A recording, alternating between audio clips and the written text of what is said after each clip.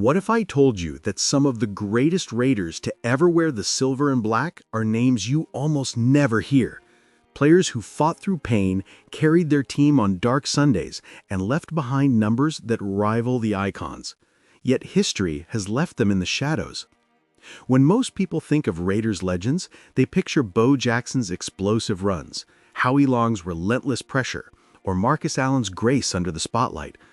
But behind those famous names are warriors who gave everything to this franchise and never got the respect they earned. These are the men who built the Raider mystique, but were overlooked by the media, forgotten by the Hall of Fame voters, or buried beneath the weight of flashier teammates.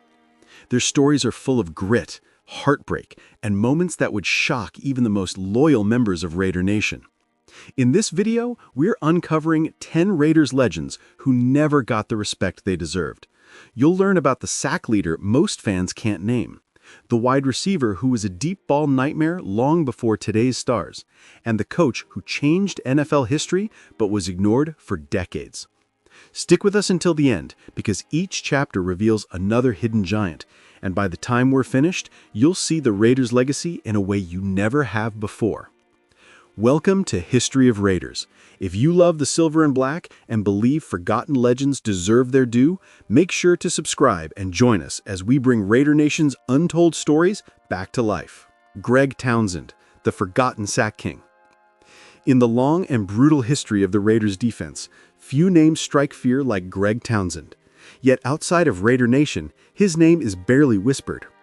Townsend joined the Raiders in 1983, right as the silver and black were shifting from their Oakland roots to Los Angeles. He didn't make a loud entrance, but season by season, he carved his place in the trenches, becoming a quiet storm that offenses dreaded. By the time he was done, Townsend had piled up 107.5 sacks, still the most in Raiders history. That's more than Howie Long, more than Khalil Mack during his short stay, more than any other defender to ever put on the silver helmet. Townsend wasn't just about sacks either. He had the kind of motor that never slowed. He forced fumbles, recovered loose balls, and delivered punishing hits that set the tone for a defense built on intimidation. But Townsend's prowess came in an era full of louder stars. Howie Long was the face of the defensive line, with commercials and national attention. Lyle Elzado drew headlines for his ferocity and personality. In comparison, Townsend was steady, consistent, but far less celebrated. Even though he was a cornerstone of 2 Super Bowl runs, the spotlight rarely found him. Fans who dig into the numbers see the truth. Townsend was not just reliable, he was dominant. In 1990 alone, he racked up 13 sacks. Over his career, he posted 7 different seasons with double-digit sacks, the kind of production only elite edge rushers reach. And yet, when talk of all-time greats comes up, Townsend's name is too often left out of the conversation, despite the fact that his record still stands untouched. Mervyn Fernandez, the forgotten deep threat. When you talk about Raiders wide receivers, names like Tim Brown and Fred Biletnikoff dominate the conversation. But in the late 1980s and early 1990s, the Raiders had a deep threat who could burn any secondary on any given play. Mervyn "Swervin" Fernandez. Fernandez came to the Raiders after dominating in the Canadian Football League, where he had already built a reputation as one of the most dangerous receivers in the game. Fans in Canada knew his speed, his ability to stretch defenses, and his knack for making the impossible catch look routine. When he joined the silver and black, many wondered if his success would carry over to the NFL. It didn't take long for him to prove it would. In 1988, Fernandez put up over 1,000 yards receiving, averaging more than 26 yards per catch at one point. Numbers that highlight just how explosive he was. He wasn't just catching passes, he was flipping the field, changing games with a single play. Defenses had to respect his deep routes, and that opened up opportunities for the Raiders' running backs and other receivers. Yet, despite his production and his role as one of the league's most dangerous vertical threats, Mervyn Fernandez is rarely brought up in conversations about great receivers of his era. He never got the Pro Bowl nods that his stats suggested, and his time in the spotlight was short compared to others. But for those who watched him play, there was no question. When the Raiders needed a spark downfield, Swervin Fernandez could deliver it. Marv Hubbard, was the kind of player who defined the toughness of the Raiders in the 70s. He wasn't a flashy star or the type of name that headlines highlight reels, but when the silver and black needed yards in the trenches, Marv Hubbard was the man they trusted. As a fullback, he played with the heart of a linebacker and the determination of someone who refused to be denied. Drafted in 1968, he found his true stride in the early 70s. He rushed for over 900 yards 3 times, averaging well over 4 yards per carry in an era when defenses stacked the box and dared offenses to run through them. What made him stand out wasn't just the numbers, it was the way he earned every single one of them.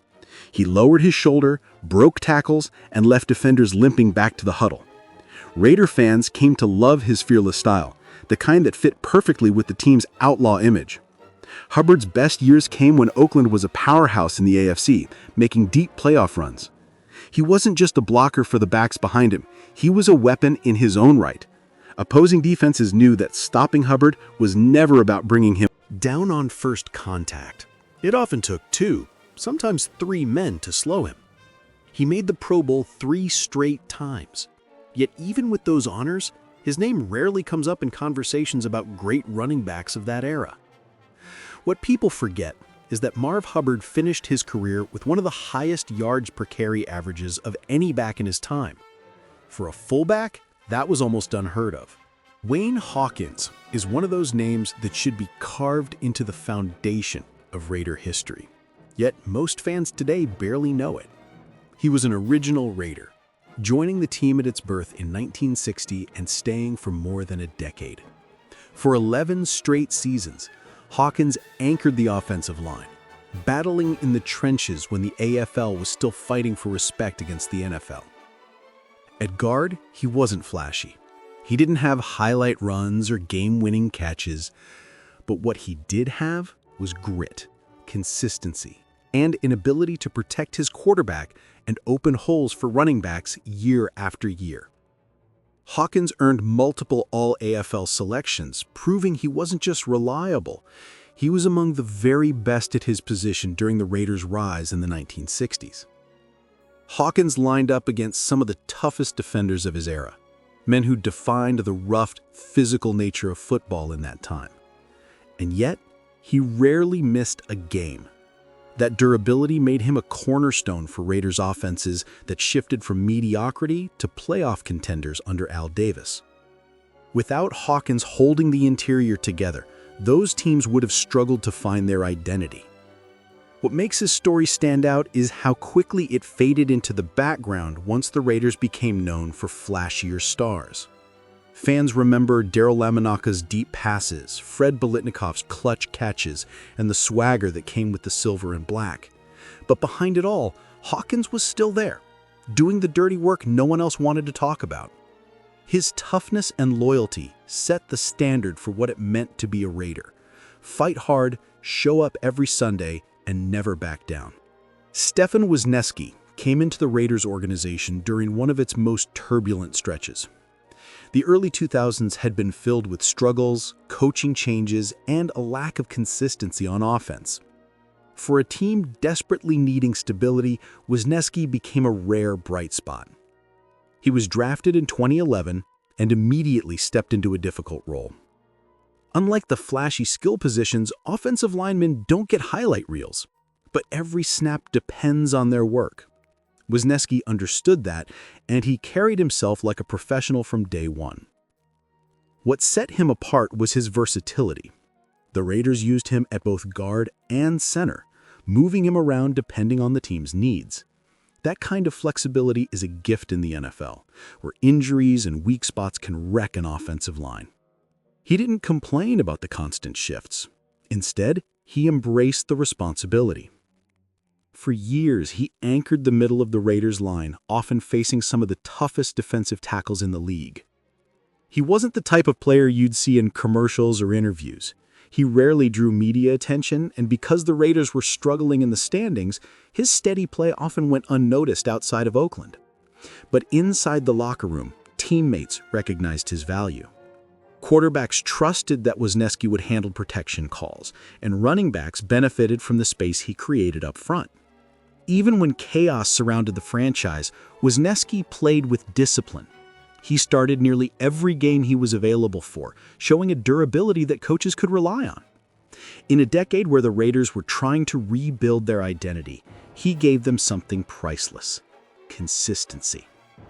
Derek Burgess came to the Raiders in 2005, and few expected what he was about to do. At the time, Oakland was struggling through some of its darkest years. Wins were hard to come by, headlines were negative, and the spotlight on the team was dim. Yet in the middle of all that, Burgess exploded into one of the NFL's most feared pass rushers. That season, he led the entire league with 16 sacks. Think about that. In a year where the Raiders finished with only 4 wins, their defensive end still managed to outpace every other pass rusher in football. Burgess didn't just have a good year, he was dominant. He followed it up with another Pro Bowl campaign in 2006, proving it wasn't a fluke.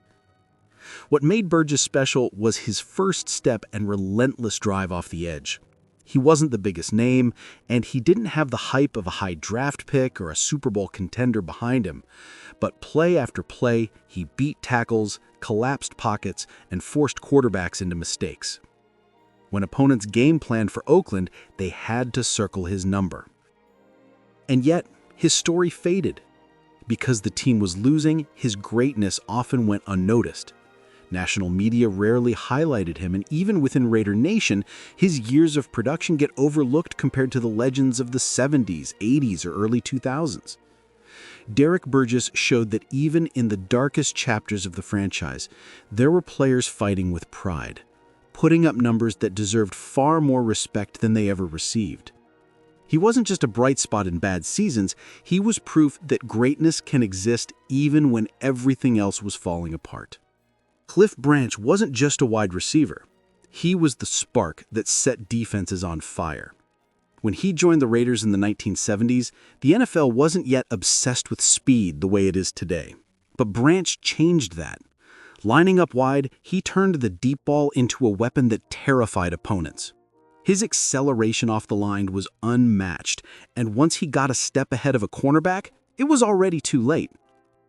Quarterbacks like Ken Stabler and Jim Plunkett knew that if they launched the ball downfield, Branch would be there. He stretched defenses in ways few players of his era could. While other receivers relied on size or crisp routes, Branch relied on raw speed and relentless work. He didn't just run fast, he played fast, forcing safeties to stay deep and opening up the field for teammates. The numbers prove his impact. Over his career, Branch hauled in more than 8,600 receiving yards and 67 touchdowns. He was a key part of 3 Raiders Super Bowl championships, delivering on the biggest stage with clutch catches and game-changing plays. In Super Bowl 15, his touchdown helped secure the Raiders' victory, cementing his reputation as a player who thrived under pressure. Yet, despite all this, Branch spent decades waiting for the recognition he deserved. While others with similar stats and fewer rings entered the Hall of Fame, Branch was left on the outside. Raider Nation never forgot him, but the league seemed to overlook his legacy. His induction came only after his passing, a bittersweet moment that highlighted just how long his greatness had been ignored. Tom Flores was more than a coach. He was a trailblazer. Long before the NFL celebrated diversity and leadership, Flores quietly made history. In 1981, he became the first minority head coach to win a Super Bowl. By the time he was done, he had guided the Raiders to 2 championships, cementing his place as one of the most successful leaders in franchise history. Flores had already lived the Raider way before standing on the sidelines with the headset. He had been the team's quarterback in the early 1960s, one of the first Hispanic quarterbacks to start in professional football. He knew the culture of the franchise, the pride and the toughness. When he replaced John Madden as head coach in 1979, few believed he could match that legendary presence. Flores didn't just match it, he carved out his own dynasty. The 1980 Raiders shocked the football world by winning the Super Bowl as a wild card team, the first in NFL history to do so.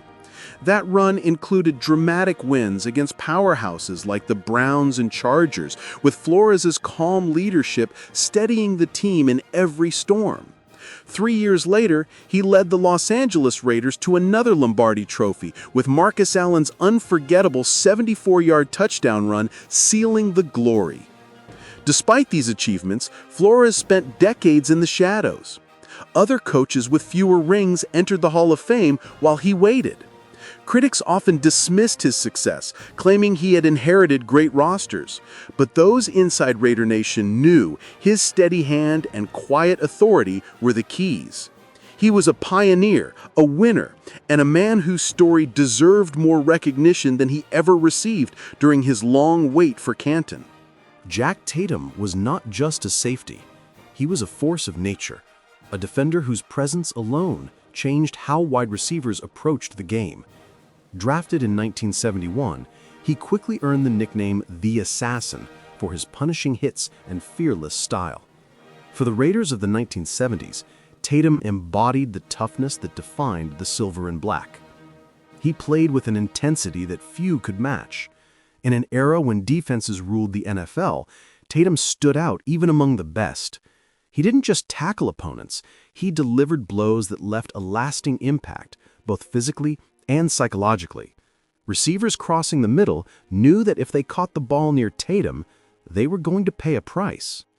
That fear was part of his strategy, and it made the Raiders' secondary one of the most intimidating in football.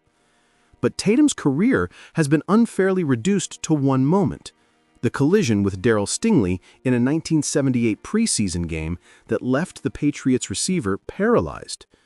Though the hit was within the rules of the time, it defined how many outside the Raider Nation remembered him. Instead of recognition for his 3 Pro Bowls, his role in the Immaculate Reception game, or the Super Bowl XI victory, where he helped shut down Minnesota's attack, his legacy became tied to that single incident. Yet, Tatum's impact on the game went far beyond one play. He revolutionized the role of the safety, turning it into a position of intimidation and power. His style paved the way for generations of hard-hitting defensive backs who studied his technique.